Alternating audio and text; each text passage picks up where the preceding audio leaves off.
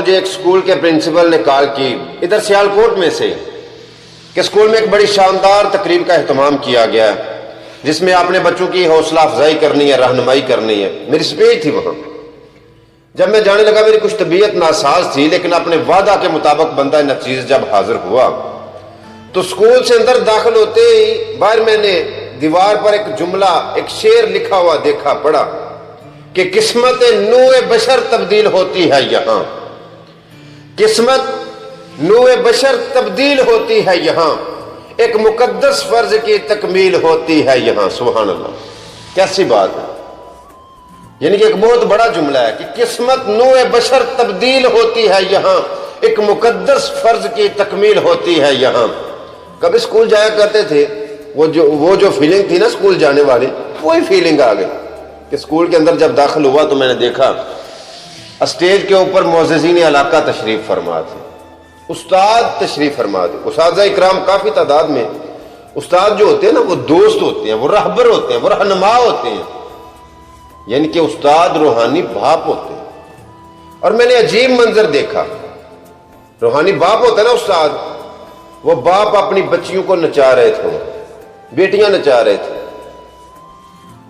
ماتم کیا جا سکتا ہے ان کی سوچ کے اوپر۔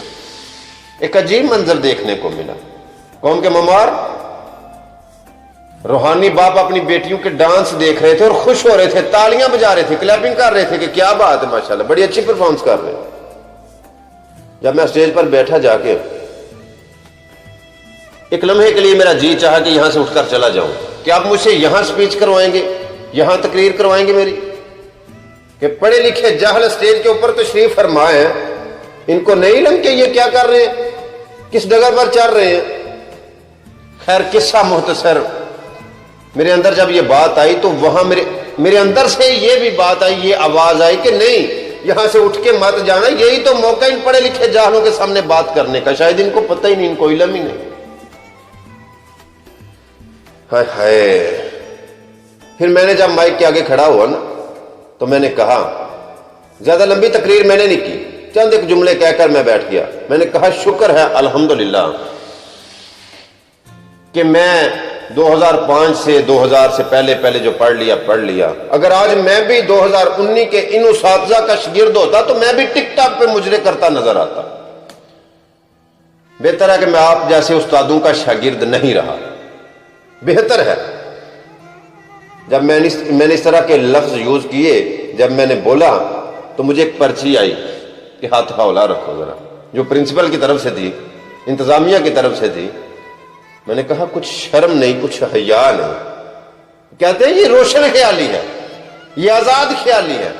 میرے جیسے بندہ جب یہ بات کرتا ہے نا، اپنی ناقص سوچ کے مطابق اپنے خیالات کا اظہار کرتا ہے، تو اسے کہتے ہیں یہ تنگ ذہن کا بندہ ہے، کھلے دل کا مالک نہیں ہے۔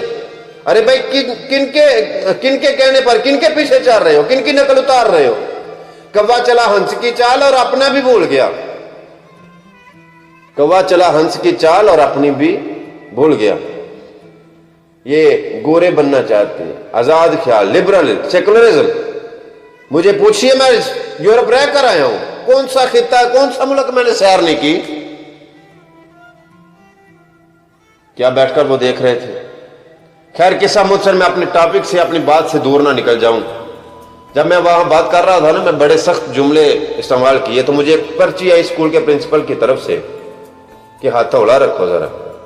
پرچی دیکھتے ہی میں نے کہا بھائی آپ میں سے کسی کا میں نے کوئی قرضہ تو نہیں دینا، اگر دینا تو ہاتھ کھڑا کرو۔ کوئی بھی نہیں اٹھا۔ اسکول کے پرنسپل سے، انتظامیہ سے میں نے کہا بھائی جب آپ نے مجھے انوائٹ کیا تھا تو آپ نے مجھے کوئی ایڈوانس تو نہیں بھیجا، یا کوئی پیسہ میرا آپ سے طے تو نہیں ہوا، میں آپ سے کچھ لے کر تو نہیں آیا؟ کہنے لگے نہیں۔ میں نے کہا نہیں تو پھر سننے کا حوصلہ بھی رکھیں، جب بلا لیا، یا تو میرے جیسے بندے کو جب ایک دفعہ کوئی بلا لیتا ہے نا تو دوسری دفعہ نہیں پھر بلاتا۔ وہ کہتے ہیں یار یہ بڑا زبان دراز ہے، یہ بات ذہن میں رکھیں، محفل کے آداب کے خلاف کبھی مت بولیے، لیکن سچ بولنے سے مت گھبرائیے۔ کیا ہوگا آخر، کیا ہوگا؟ یہی ہوگا، تقریب سے نکال دیا جائے گا۔ جب نکل جائیے، کسی کے انڈر میں رہ کر، کسی کے نیچے رہ کر، کسی کے دباؤ میں آ کر تعریف کرنا مجھے نہیں آتا۔ سچ کو چھپانا مجھے نہیں آتا. جاتے جاتے میں وہ قاسم شاہ کا وہ قاسم کالوانے کا وہ شعر کہہ گیا. میں نے کہا لکھا رہی ہاں میں حق سچ دا سزا ہو سی تے کی ہو سی کوئی مصرا بغاوت دا ادا ہو سی تے کی ہو سی میرے شعرا تو کوئی ظالم خفا ہو سی تے کی ہو سی جے سر میرا ہے تن کو جدا ہو سی تے کی ہو سی.